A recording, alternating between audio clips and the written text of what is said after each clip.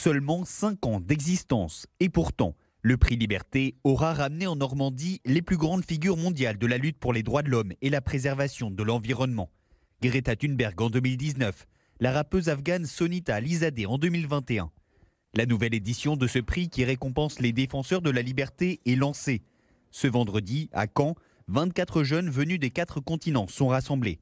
Ils forment le jury du prix. Sur les 400 personnalités et associations en compétition pour l'édition 2023, ils ne doivent en retenir que 3.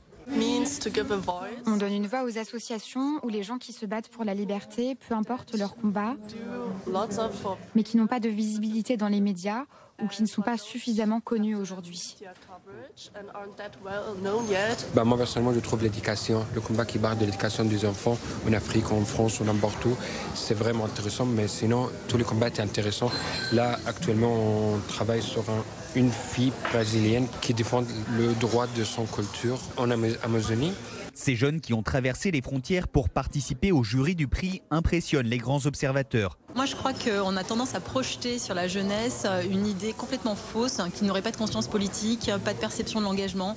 En fait pas du tout. À travers le prix Liberté, on voit à quel point c'est une jeunesse qui est extrêmement inquiète, mobilisée et qui essaye de faire de cette anxiété quelque chose de positif. La remise du trophée de l'édition 2023 du prix Liberté se déroulera au Zénith de Caen en mai prochain.